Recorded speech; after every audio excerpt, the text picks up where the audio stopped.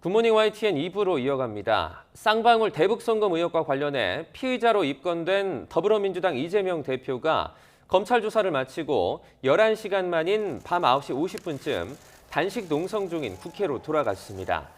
조사실에서 나온 이 대표는 취재진에 증거라고는 단 하나도 제시받지 못했다며 상식적으로 있을 수 없는 내용으로 범죄를 조작해보겠다는 정치 검찰의 연민을 느낀다고 밝혔습니다. 수원지방검찰청은 이 대표에게 추가 출석을 요구한 12일 나머지 조사를 종결하겠다고 예고했습니다. 이 대표는 검찰의 재출석 요구에 대해서 5번째든 6번째든 나갈 것이라고 하면서도 구체적인 조사 날짜에 대해서는 검찰과 추가로 협의하겠다며 즉답을 피했습니다. 검찰과 이재명 더불어민주당 대표 측은 조사 내용뿐만 아니라 조사 과정이나 추가 소환 날짜를 두고도 대립했습니다. 조사실을 벗어난 장외에서도 양측이 내탓 공방을 벌이고 있는 모습입니다. 최기성 기자가 보도합니다.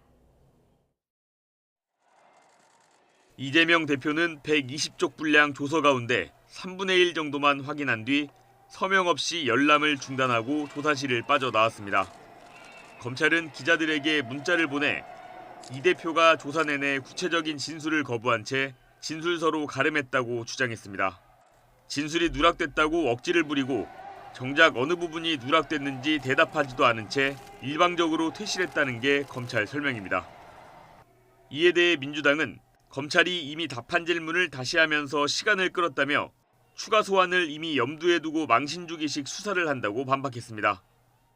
취지가 좀 반영이 안 되는 부분들이 너무 많다. 그래서 이게 보완하고 이렇게 하는데도 한계가 있는 것 같다. 그러다 보니까 더 이상 열람의 의미가 없는 것 같다라고 그냥 나오신 거죠.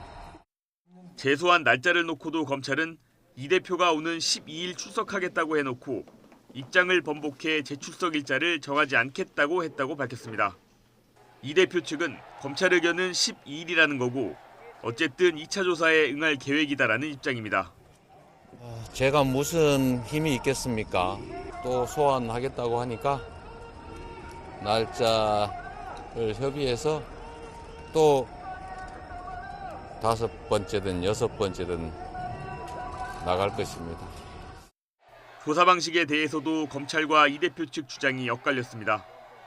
검찰은 출석 전만 해도 이 대표가 심야 조사도 된다고 약속했다고 했지만 이 대표 측은 밤 9시 전에 조서 열람 절차를 마칠 것을 요청했다고 다른 목소리를 냈습니다. 양측은 앞으로 있을 수사 과정에서도 쟁점마다 맞설 것으로 보입니다.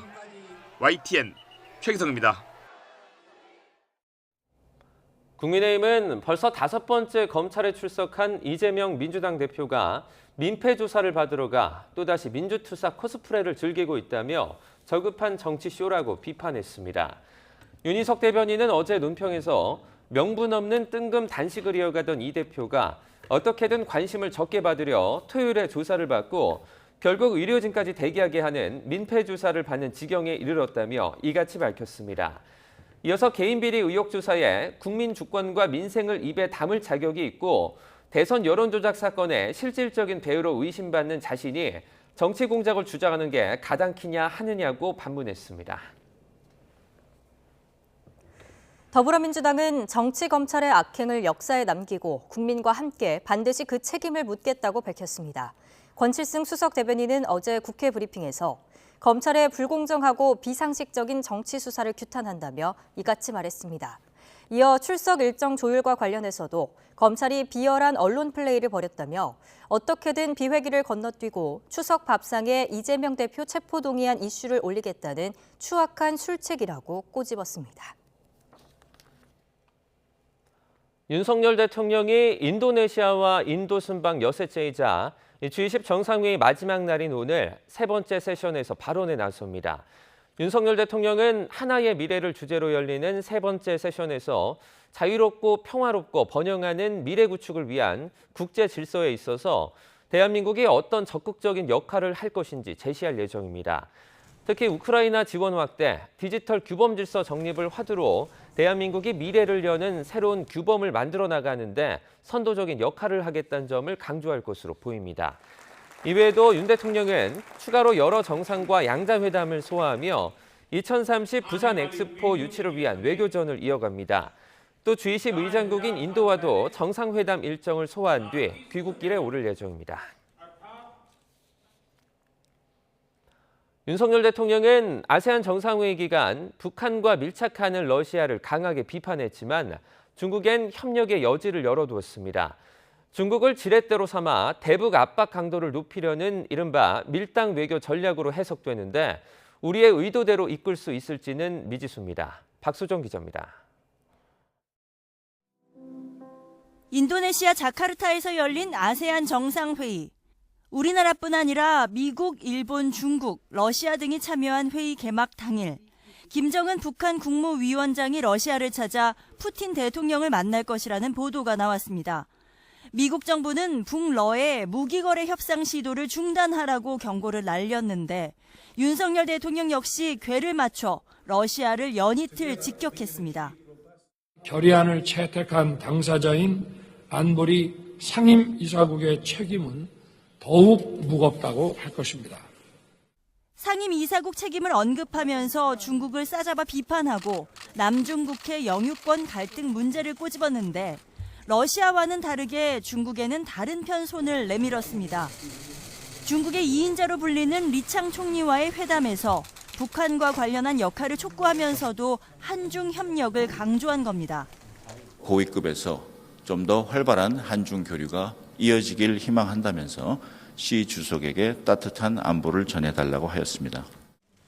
리창 총리는 정치적 상호 신뢰를 증진하고 외부 간섭을 배제해야 한다고 말한 것으로 전해졌는데 대북 역할론에는 선을 그은 것으로 풀이됩니다. 그러면서도 신뢰관계를 돈독히 하자며 한일중 정상회의 협조 요청에는 적극 호응했습니다. 우리와 중국 모두 각자의 입장을 견지하며 내민 손은 잡으려는 모습인데 중국이 여전히 우리나라의 제1교역 대상국이자 이해관계가 얽혀있는 까닭입니다.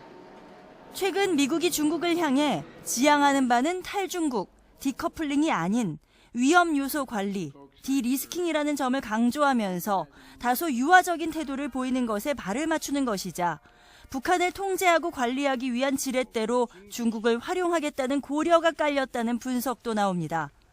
친미 노선을 바탕으로 한 이른바 밀당 외교로 볼 수 있는데 신냉전 구도가 굳혀지는 국제 정세 속 얼마나 유효한 전략이 될지는 지켜봐야 합니다. YTN 박소정입니다. 북한이 최근 중국을 상대로 국경을 개방하면서 2,000명이 넘는 중국 내 탈북민이 대대적으로 강제 북송될 우려가 이어지고 있습니다. 정부는 이를 막기 위해 중국에 계속 협조를 요청하는 동시에 국내 수용 원칙도 재확인했습니다. 조수영 기자입니다. 북한은 코로나 사태 이후 3년여 만에 국경을 개방하면서 중국과 인적 왕래를 활발히 재개하고 있습니다. 우리 외교당국은 평양 베이징 항공편 재개와 단둥 신의주 육로를 통한 북한 주민들의 귀국 동향 등을 주목하고 있습니다. 지난주에는 버스로 북중 국경을 넘었던 북한 태권도 선수단이 열차편으로 북한에 복귀한 것으로 파악됐고 다른 버스와 구급차 왕래도 포착됐습니다. 이런 움직임이 잇따르면서 코로나 기간 중국에 수감되어 온 탈북민 2,000여 명이 강제 북송되는 것 아니냐는 우려가 이어지고 있습니다. 따라서 정부는 탈북민 강제 북송을 막기 위한 한중 간 협력 체계를 토대로 중국에 계속 협조를 요청해 나간다는 계획입니다. 희망하는 것으로 보내줄 수 있도록 중국 측에 지속적으로 협조를 요청하고 있습니다. 이거는 최근에 있었던 한중 간의 고위급 접촉에서도 저희가 다시 한번 강조를 했고. 우리 정부는 한국행을 희망하는 탈북민을 전원 수용하겠다는 방침입니다. 불법 입국자이기에 앞서 국제 기준에 따라 생명과 인권을 보호받을 권리가 있는 난민으로 규정돼야 한다는 겁니다. 중국에 있는 탈북민들이 난민의 지위를 가져야 되고 그들의 자유의사에 따라서 그들이 한국으로 온다고 한다면 저는 수용 원칙을 제가 공개적인 자리에서 수차례 확인을 하고 있습니다. 이런 가운데 우리나라를 방문 중인 엘리자베스 살몬 유엔 북한 인권 특별보고관은 우리 정부 인사들과 만나 탈북민 강제 북송 우려를 공유하고 향후 협력 방안을 협의했습니다. 살몬 보고관은 이번 방한 결과를 토대로 다음 달 UN 총회에서 북한 인권 상황에 대한 보고서를 제출할 예정이어서 어떤 내용이 담길지 관심이 쏠립니다. YTN 조수연입니다. 북아프리카 모로코에서 그젯밤 발생한 강진 희생자가 1,000명을 넘었습니다. 모로코 국영방송은 중부 마라케시 인근에서 일어난 규모 6.8의 강진으로 1,305명이 숨지고 1,832명이 다쳤다고 보도했습니다. 희생자는 주로 알하우즈, 마라케시 등지에서 발생했고 무너진 건물에 깔린 실종자 등을 고려하면 희생자 수는 더 늘어날 걸로 보입니다. 1,000명 넘는 희생자가 나온 규모 6.8의 모로코 지진이 120년 만에 가장 강력한 지진으로 조사됐다고 영국 BBC가 보도했습니다. BBC는 이번 지진이 모로코 마라케시 서남쪽 약 71km 지점에서 일어났는데 이곳을 중심으로 반경 500km 이내에서 1900년 이후 진도 6 이상의 지진은 단 한 차례도 발생하지 않았다고 전했습니다. BBC는 아프리카판과 유라시아판의 충돌을 이번 지진의 주된 원인으로 꼽았습니다. 이어 모로코는 규모 6 이상 강진이 흔치 않은 곳이어서 평소 지진 대비가 소홀했고 그 결과 더 큰 피해로 이어졌다고 분석했습니다. 네, 이렇게 지진이 강타한 모로코 마라케시는 중세시대 문화유산이 보존된 천년 고도인데요. 이런 이유로 할리우드 영화 단골 촬영지이기도 한데 이번 강진에 유적들 피해가 잇따랐습니다. 세계 각국 정상들은 모로코와 함께할 거라며 애도와 지원 의지를 표명했습니다. 이종수 기자입니다. 비명이 들리고 차량 경적 소리가 울리는 가운데 마라케시 상징 쿠투비아 모스크가 흔들립니다. 모스크 첨탑에선 연기가 피어오릅니다. 마라케시의 지붕으로 불리는 69m 높이 쿠투비아 모스크 첨탑 일부가 강진으로 파손됐다고 외신은 전했습니다. 모로코 중부에 위치한 마라케시의 세계문화유산으로 지정된 구시가지 메디나에 있는 성벽도 손상됐습니다. 마라케시 구시가지는 많은 오래된 건물이 강진으로 무너져 잔해와 먼지투성이로 변해버렸습니다. تضررنا بزاف تضررت المدينة القديمة وتضرروا الساكنة من هذا الزلزال هذا واخا كل شيء ديال الله تعالى ولكن تضررنا اخويا. 마라케시는 중세시대 문화유산이 보존돼 있고 전통시장 등 볼거리가 많은 유명 관광지로 미션 임파서블, 로그네이션 등 할리우드 영화의 단골 촬영지이기도 합니다. 한편 모로코 강진 피해와 관련한 세계 각국과 국제기구의 애도와 지원 의사 표명이 이어졌습니다. 바이든 미국 대통령은 피해를 본 모든 이들과 함께한다며 필요한 지원을 제공할 준비가 돼 있다고 말했습니다. 프란치스코 교황도 희생자와 유족 이재민을 위해 기도하고 있다고 밝혔고 안토니우 구테우스 유엔 사무총장은 모로코 정부와 국민에 대한 연대를 표명했습니다. YTN 이종수입니다. 주 모로코 한국 대사관은 이번 강진으로 인한 교민 피해는 아직 접수되지 않았다고 밝혔습니다. 대사관 관계자는 지진 발생 후 한인회 등을 통해 교민 피해를 파악하고 있지만 관련 피해는 들어온 게 없다고 말했습니다. 한국 대사관이 파악하고 있는 모로코 내 한인은 대략 360명가량으로 교민 대부분은 사업을 하고 있고 최근 북부 지역에 들어온 자동차 부품 회사 등에서 일하는 걸로 알려졌습니다. 악성 민원에 시달리다 스스로 목숨을 끊은 대전의 한 초등학교 교사의 발인이 어제 엄수됐습니다. 발인은 오전 10시에 진행됐고 장지는 대전 추모공원에 마련됐습니다. 앞서 고인은 5일 대전시 유성구의 자택에서 의식을 잃은 채 발견됐고 인근 병원으로 옮겼지만 이틀 만인 7일 오후에 끝내 숨졌습니다. 직장 동료였던 여성을 스토킹하고 살해까지 한 신당역 스토킹 살인 사건이 벌어진 지 1년이 다 돼갑니다. 지난해 서울교통공사는 이런 비극을 막기 위해 대책을 마련하겠다고 밝혔는데요. 1년이 지난 지금 그 약속은 잘 지켜졌을까요? 김다영 기자가 점검했습니다. 지난해 9월 직장 동료였던 여성을 스토킹하는 것도 모자라 끔찍하게 살해한 전주환. 서울교통공사 직원이었던 피해 여성이 혼자 신당역을 순찰하던 틈을 타 범행을 저질렀습니다. 사건 자체도 충격적이지만 음란물 유포 전력을 지닌 전주환이 결격 사유 없이 공사에 입사한 사실이 추가로 드러나며 여론의 비판이 쏟아졌습니다. 서울교통공사는 금고 이상의 형을 선고받은 경우만 결격 사유로 인정하고 있어서 벌금형을 받았던 전주환은 거르지 못했던 겁니다. 신당역 살인 사건을 계기로 서울교통공사와 행정안전부는 2인 1조 순찰을 원칙으로 삼고 입사 규정을 손보겠다고 약속했습니다. 1년이 지난 지금 YTN은 그 약속이 잘 지켜졌는지 확인하기 위해 서울교통공사에 질문지를 보냈습니다. 먼저 서울교통공사는 지난해 12월부터 2인 1조 순찰을 원칙으로 하고 직원들에게 전기 충격기나 보디캠 같은 안전장비를 지급했다고 밝혔습니다.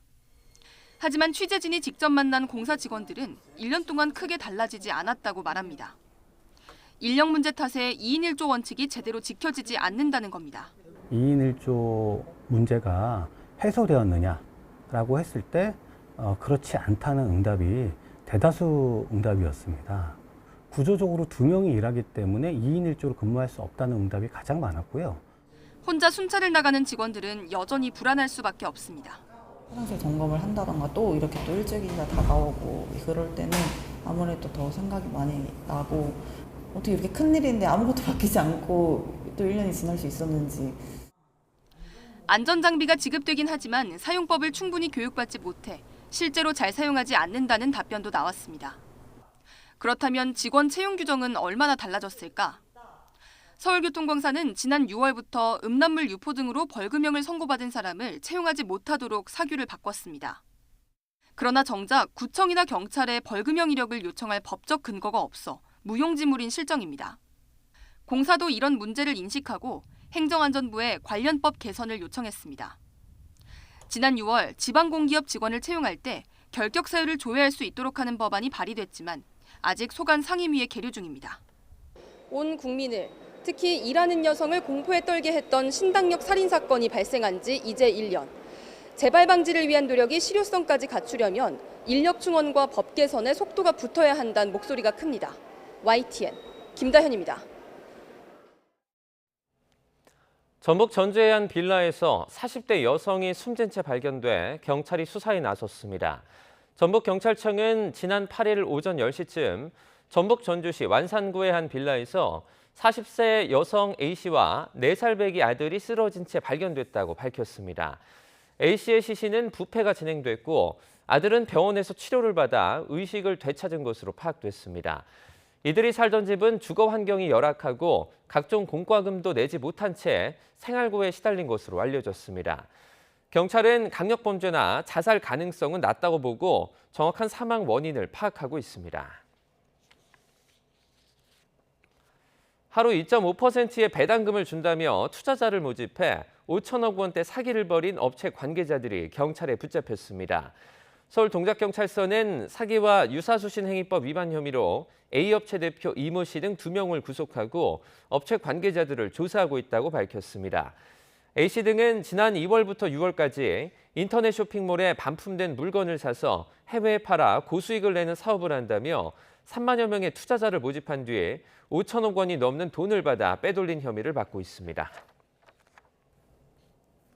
국제 유가가 치솟은 가운데 국내 주유소 휘발유와 경유 판매 가격도 9주 연속 올랐습니다. 한국석유공사 유가정보 시스템 오피넷을 보면 이번 달 첫째 주 전국 주유소 휘발유 평균 판매 가격은 전주보다 5원 상승한 1,750원을 기록했습니다. 경유 판매 가격은 전주보다 10원 60전 상승한 1,640원 60전으로 집계됐습니다. 연일 치솟는 국제유가가 하반기 완만한 회복세를 기대했던 우리 경제에 가장 큰 변수로 떠올랐습니다. 국제유가 오름세가 이 추세로 계속된다면 가뜩이나 안 잡히는 물가가 다시 뛸 수 있고 한국은행도 기준금리 인상을 고민하게 되는데요. 나연수 기자가 취재했습니다. 치솟는 국제유가에 투자 심리가 위축되면서 한 주간 우리 증시와 환율도 약세를 면치 못했습니다. 국내 평균 휘발유 값도 어느덧 1,800원 선을 위협하고 있는데 국제 유가가 반영되기까지 2, 3주의 시차가 있다는 걸 고려하면 오름세는 한동안 이어질 전망입니다. 이 추세로 가면 국내 기름값이 2,000원대를 돌파했던 지난해 여름 상황이 되풀이될 수 있다는 우려가 나옵니다. 지난달 소비자 물가 상승률은 한국은행의 예상을 살짝 웃돈 3.4%. 한은은 그럼에도 하반기 물가 상승률이 완만하게 둔화할 것이라는 기존 전망을 견지하고 있는데 다만 이 전망은 국제 유가를 브렌트유 기준 배럴당 84달러로 전제하고 있습니다.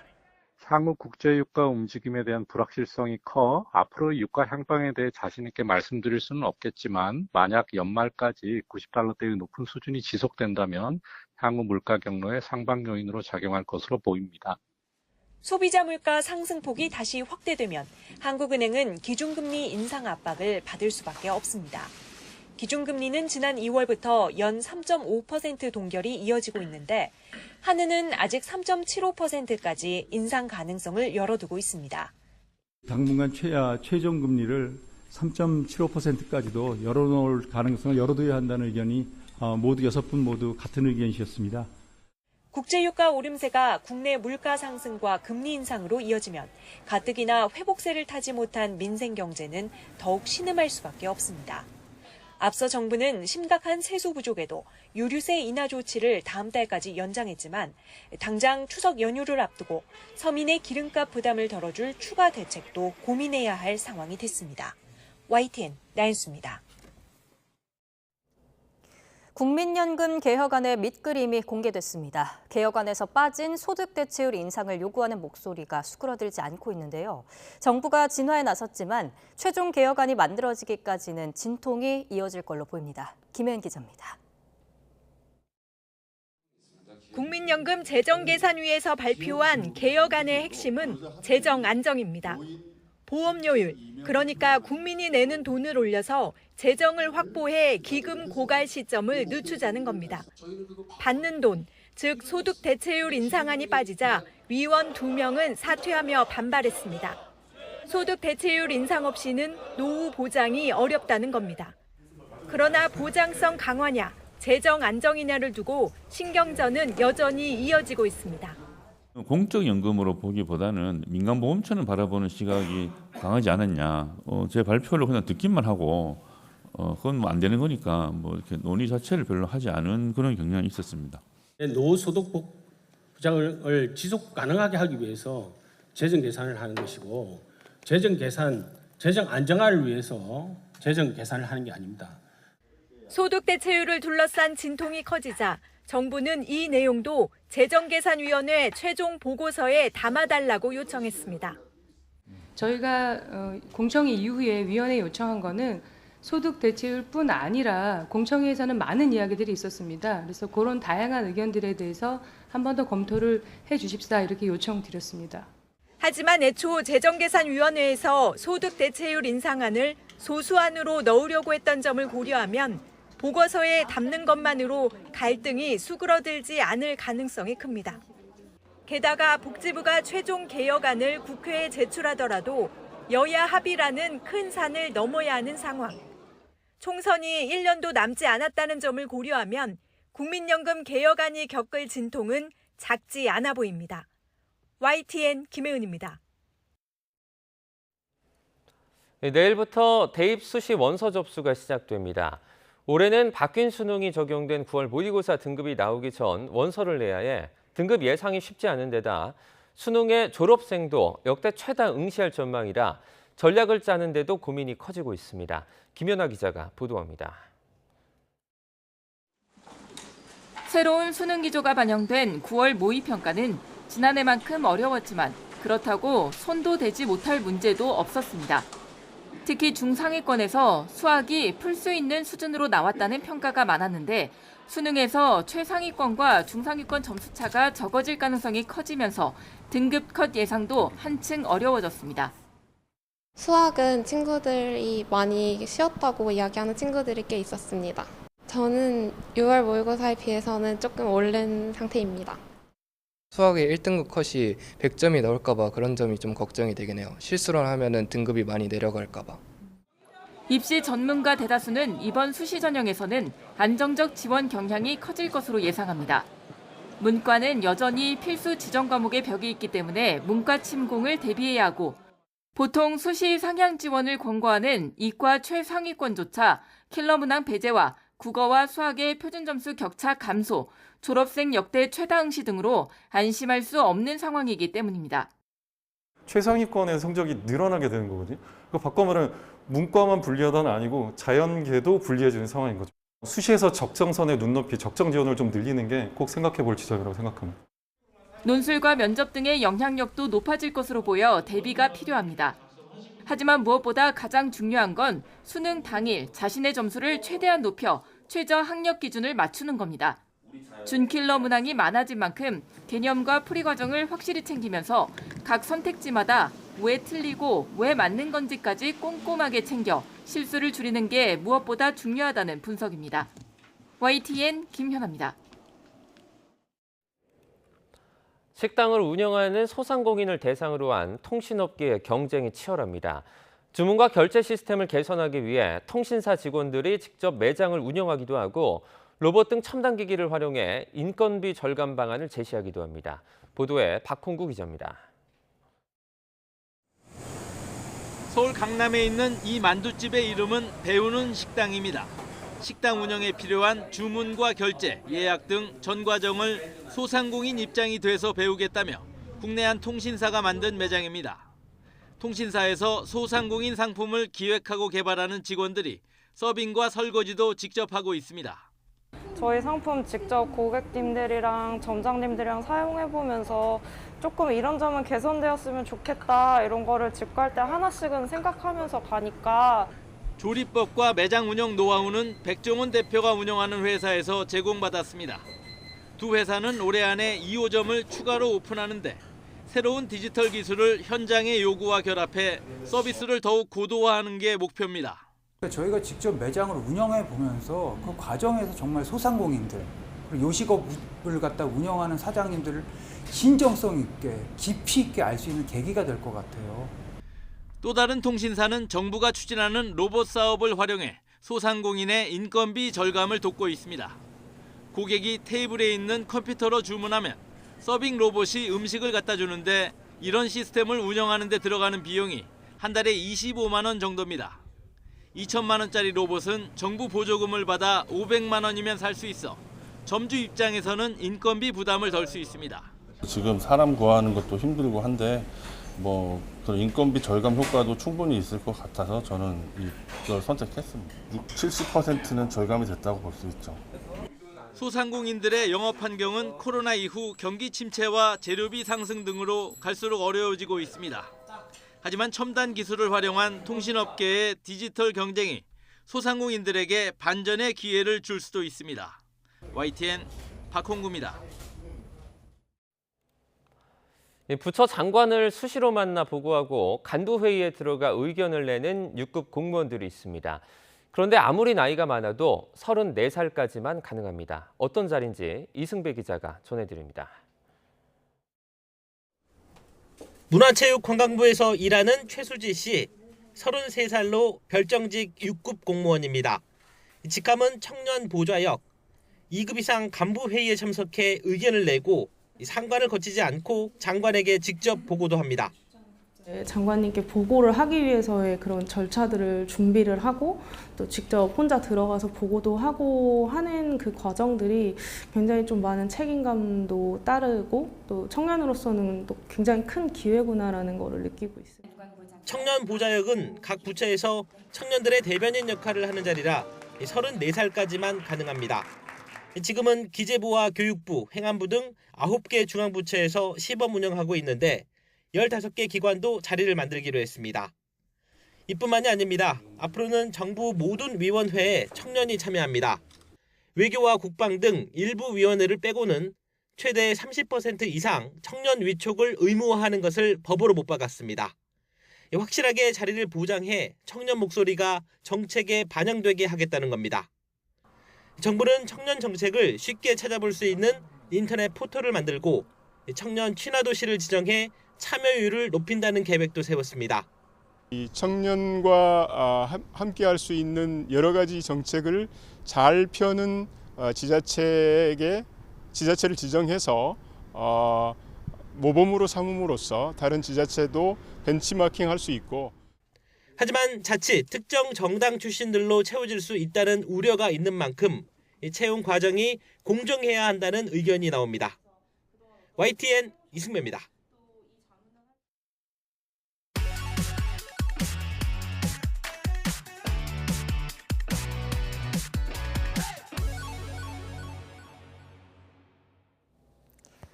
새로운 농업 기술이나 건강한 먹거리를 전해드리는 신농업 비즈니스 시간입니다. 오늘은 심혈관 질환에 도움이 된다고 하는 불포화 지방산이 올리브유보다 더 많이 들어있는 걸로 확인된 우리 국산 땅콩 이야기인데요. 오점곤 기자가 취재했습니다. 국산 땅콩 KO를 볶아서 판매하고 있는 한 업체의 공장. 그런데 땅콩뿐만 아니라 참깨를 같이 넣어서 볶아줍니다. 젖은 참깨 증기를 활용하는 이른바 유레카 로스팅 기법인데 특허까지 받은 기술입니다. 땅콩만 볶게 되면 바깥은 타고 안은 익지가 않아요. 또 깨는 고소한 맛을 땅콩이 많이 먹어요. 깨의 고소한 맛을. 이렇게 볶은 땅콩은 그대로 먹어도 좋지만 이곳에서는 독특하게 오일을 추출합니다. 오일을 추출할 때도 보통 사용하는 고온 착유 방식 대신에 저온 압착 방식을 이용합니다. 왜 저온 압착을 하는 거예요? 고온에서 기름을 짜게 되면 안에 있는 성분들이 굉장히 많이 파괴가 되고 또 산패도 빨라집니다. 네, 보통 올레산이라고 하는 불포화 지방산은 올리브 기름에 많이 들어있는 것으로 알려져 있는데요. 이 국산 케이올 땅콩 오일에 더 많이 들어있다고 합니다. 농진청 분석 결과 케이올 땅콩의 불포화 지방산 함량은 83%로 일반 땅콩의 2배가량, 올리브유의 75%보다 훨씬 더 많았습니다. 불포화 지방산은 우리 몸 외부에서 반드시 섭취해야만 하는 성분인데 보통 심혈관 질환 예방에 도움을 주는 것으로 알려져 있습니다. 농촌진흥청에서 개발한 케이올 땅콩과 업체가 자체 개발한 로스팅 기법을 활용하여서 사업화에 성공한 기업입니다. 땅콩 오일은 고소한 향이 살아있어서 샐러드용으로도 사용하는데 그 향 때문에 땅콩 버터를 찾는 소비자도 있습니다. 그 땅콩 오일을 먹어본 사람이 많이 없거든요. 그런데 이제 이걸 땅콩 오일로 했다라고 하면은 다 엄청 깜짝 놀라더라고요. 이 업체에서는 또 아주 작은 땅콩 껍질을 활용해서 이른바 땅콩 아트 체험도 할 수 있는데 학생들의 참여가 줄을 잇고 있습니다. YTN 오점곤입니다. 비무장지대에는 남쪽의 마지막 역이자 북으로 가는 첫 번째 관문인 도라산역이 있는데요. 이곳 일대에서 광주 지역 주민들이 왕복 11시간 열차를 타고 분단 현장을 체험했습니다. 나현우 기자입니다. 시민 수백 명이 열차에 줄줄이 오릅니다. 목적지는 기찻길로 400km도 넘게 떨어진 비무장지대한 도라산역. 5시간 반을 쉴 새 없이 달리는 내내 각종 공연과 강연이 열려 지루할 틈이 없습니다. 휴전선에 가까워질수록 삼엄한 분위기가 감돕니다. 폭격으로 끊어진 다리와 끝없이 연결된 철조망은 70여 년 전 참상과 지금까지도 이어진 적대감을 그대로 드러냅니다. 휴전선에서 남쪽으로 가장 가까운 역인 도라산역입니다. 기차는 더 달리고 싶어도 선로가 막혀 있어서 이곳 이상을 올라갈 수 없습니다. 곳곳에 주둔한 군부대를 지나 도착한 도라산 전망대에서는 북한 개성 땅이 훤히 보입니다. 특히 남북한 경제협력 상징이던 개성공단까지는 직선으로 불과 7km. 2시간이면 넉넉히 걸어갈 거리를 못 간다는 사실에 분단국가라는 현실을 실감합니다. 눈앞에 있지만 함께 하지 못하고 이렇게 남과 북이 이렇게 되어 있어서 너무 안타깝고 우리 민족이 평화가 있었으면 좋겠습니다. 참가자들은 북한이 남침을 위해 파놓은 제3 땅굴을 비롯해 통일촌 마을까지 둘러봅니다. 이번 여행에는 광주 지역 보훈단체 회원 30여 명도 참여했습니다. 또 노병은 살아있다 이렇게 하고 있는데 자부와 긍지를 살고 있는데 아직까지 이 통일이 안 된 거 모든 국민이 염원할 것입니다. 반드시 통일이 돼야 된다고 생각합니다. 한반도 분단 현실을 체감하고 평화 교육을 위해 광주광역시 남구가 마련한 통일 효도 열차. 어르신을 잘 모시겠다는 뜻도 있지만 열차 출발지 효천역과 도라산역 앞글자를 따 연결지었습니다. 직접 눈으로 보고 가장 가까운 곳에서 볼 수 있는 그래서 손에 잡힐 듯한 그런 곳에서 우리 통일에 대한 마음도 기르고 그런 염원들을 기릴 수 있는 그런 장소인 것 같습니다.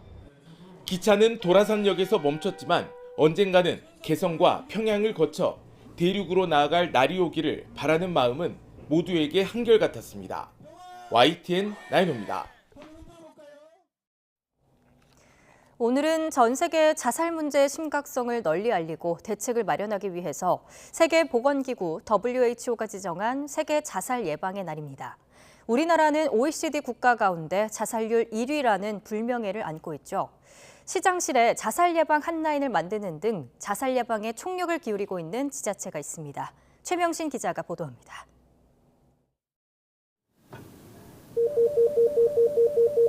감사합니다. 자살예방 화성시장 핫라인입니다. 지난 3월 화성시 자살예방 핫라인에 자영업을 하는 40대 남성에게서 전화가 걸려왔습니다. 사업 실패로 빚더미에 올라 더는 버티기 힘들다는 내용입니다. 죽음, 도망, 불안이라는 단어들을 쏟아냅니다. 굉장히 불안한 상태라 톡치면 톡 터지는 거라 굉장히 긴장하면서 얘기하는 거거든요. 평소 우울증과 불안장애에 시달리던 40대 주부 김모 씨는 코로나 팬데믹을 거치며 증상이 더 악화한 경우입니다. 남편의 사업 실패까지 겹치며 몇 번이나 험한 생각을 했지만 상담 이후 스스로 병원 치료를 다닐 정도로 상태가 호전됐습니다.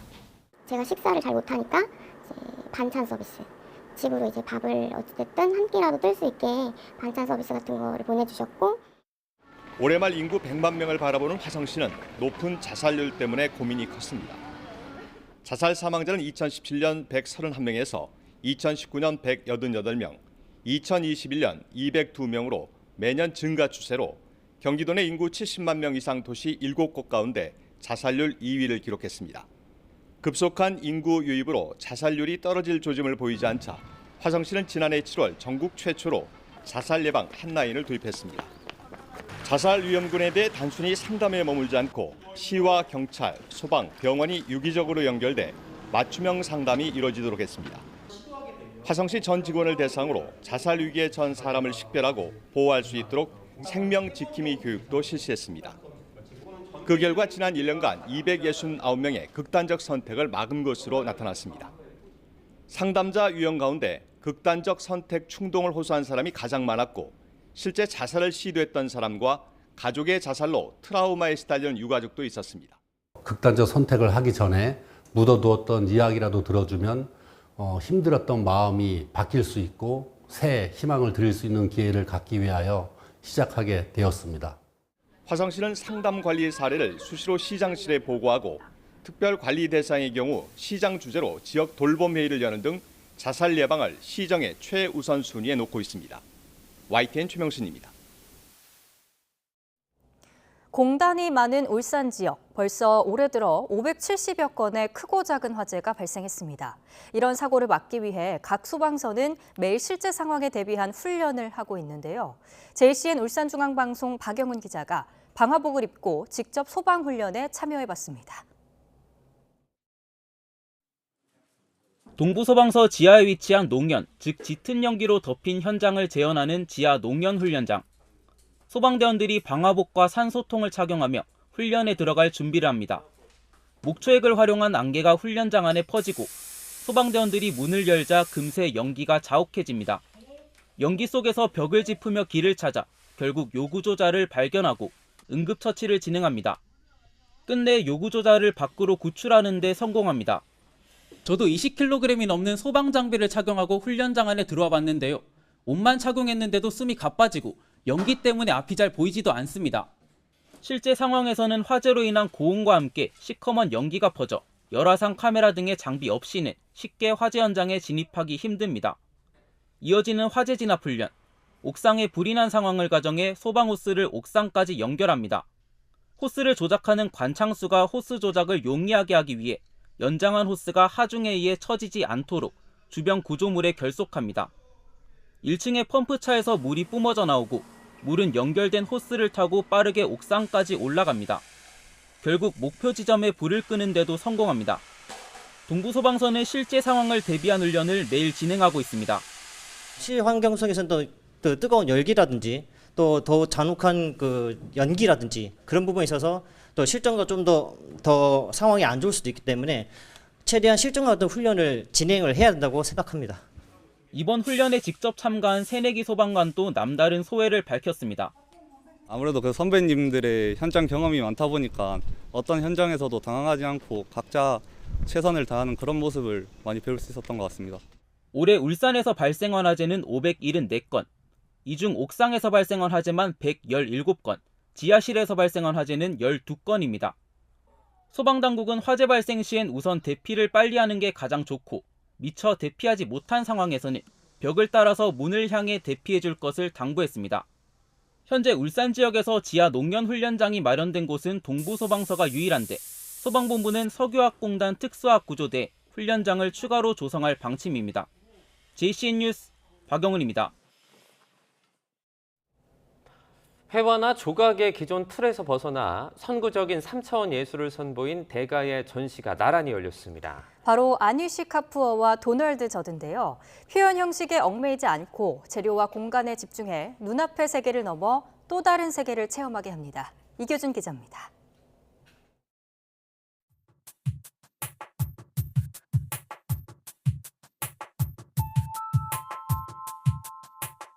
짙은 검정과 핏빛 물감이 범벅이 된 작품은 마가마가 분출하듯 강렬하면서도 섬뜩합니다. 인도 출신 영국 작가 아니시 카푸어에게 빨강은 원초적 생명력이나 여성성을 상징합니다. 벽에 걸린 거대한 덩어리 조각은 현재의 시공을 초월하게 하고 세상에서 가장 어두운 검정으로 불리는 반타블랙 작품은 끝을 알 수 없는 미지의 세계로 끌어당깁니다. 리움미술관 앞마당에 높이 서 있는 철제 조각도 아니시 카푸어의 작품으로 강철 공에 투영된 자신을 보며 내면 세계로 시선을 돌리게 합니다. 조각의 어두운 내부, 반짝이는 표면에 왜곡되는 현상 등 보이지 않는 것들에 대해서 이야기하는 것이 그의 주된 관심입니다. 군더더기 없이 깔끔한 기하학적 조형물, 사각형의 크기와 빈 공간의 깊이, 명확한 색감, 작품을 설치한 높이조차 정교하게 짜여 있습니다. 미니멀리즘의 대가 도널드 저드는 화폭의 물감을 칠하는 관습에서 과감하게 벗어나 재료와 공간, 색만으로 새로운 미학적 체험을 시도했습니다.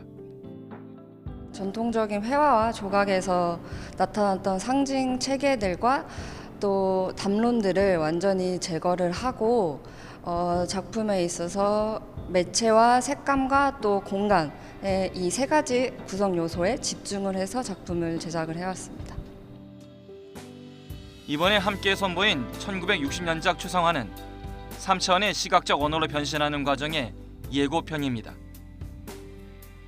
또 격자무늬의 목판화 세트는 한지에서 영감을 받아 만든 작품으로 주한 미군 출신 작가의 한국 문화에 대한 각별한 관심을 엿볼 수 있습니다. YTN 이교준입니다. 최근에 출격한 차세대 K-팝 그룹 노래의 공통적인 특징은 일상 속 느끼는 감정을 가사에 담았다는 점입니다. Z세대의 공감을 자극하며 친근함으로 승부수를 띄우고 있습니다. 차정현 기자입니다. 국내 굴지 기획사로 꼽히는 하이브와 SM의 보이그룹이 동시에 출격했습니다. 우선 7년 만에 신인 그룹인 SM의 라이즈는 데뷔곡에 자신들의 꿈을 향한 성장기를 담았습니다. SNS에서도 연습 과정과 일상 모습을 공개했는데 신비감보다는 친근함으로 다가가겠다는 전략입니다. 타이틀곡인 게러기타는 펑키한 기타 사운드가 매력적인 이모셔널 팝 장르의 곡인데요. 저희가 하나의 꿈을 가지고 모여서 기타를 들고 꿈을 실현시켜 나아가자라는 뜻을 담고 있습니다. BTS 소속사 하이브의 막내 그룹 보이 넥스트도어의 신곡에는 첫 이별을 겪은 소년들의 솔직한 감정을 담았습니다. 첫사랑의 끝에서 느끼는 씁쓸함과 분노, 미련 등 복잡한 마음을 솔직하고 직설적인 가사로 표현해 눈길을 끌고 있습니다.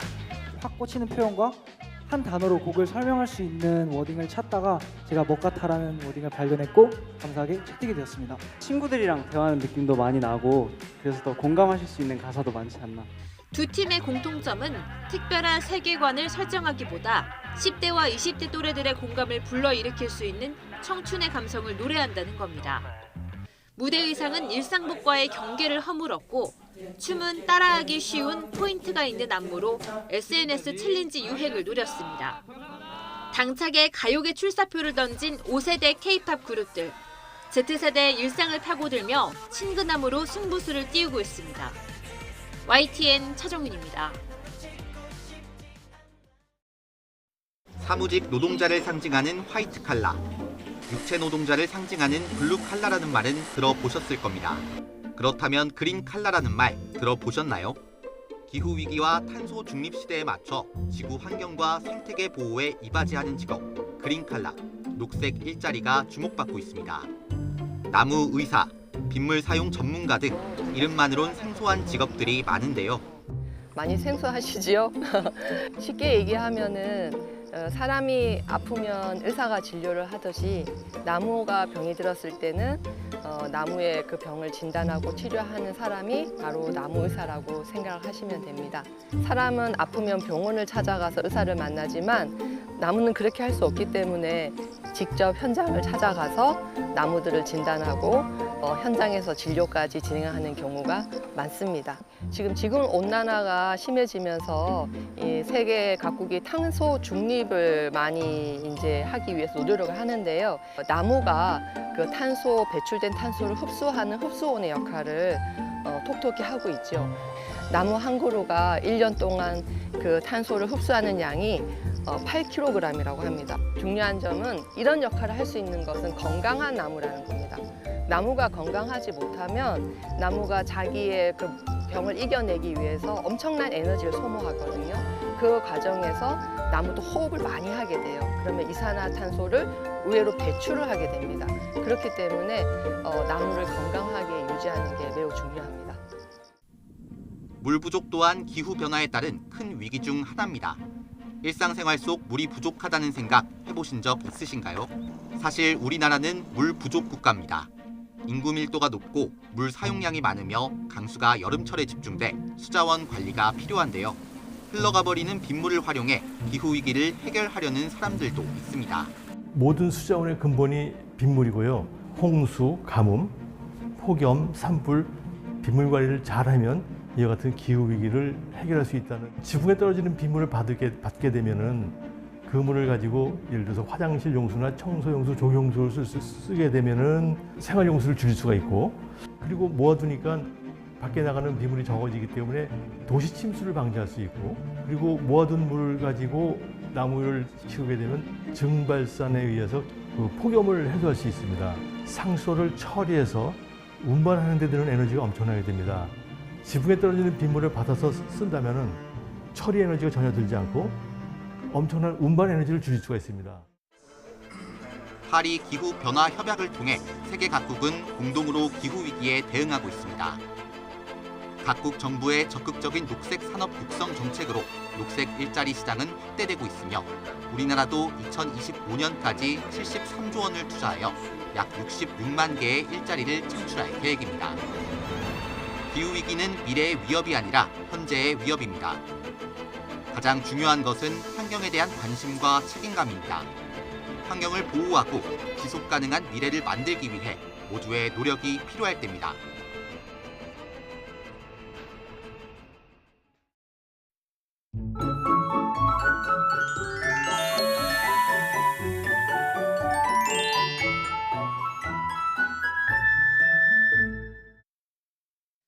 아침엔 초가을 날씨입니다. 현재 서울 기온이 22.1도인데요. 낮에는 30도까지 올라서 늦더위가 이어집니다. 큰 일교차 염두에 두시길 바랍니다.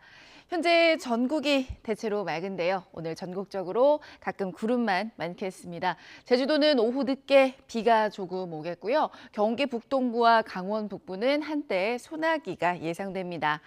현재 기온 살펴봅니다. 서울이 22.1도, 춘천이 19.7도고요. 낮 기온은 서울이 30도를 비롯해서 청주와 대전 30도로 예상됩니다. 이번 주 늦더위는 조금씩 누그러질 전망입니다. 날씨였습니다. 굿모닝 YTN 2부 마칩니다. 잠시 후 3부가 이어집니다. 시청해주신 여러분 고맙습니다.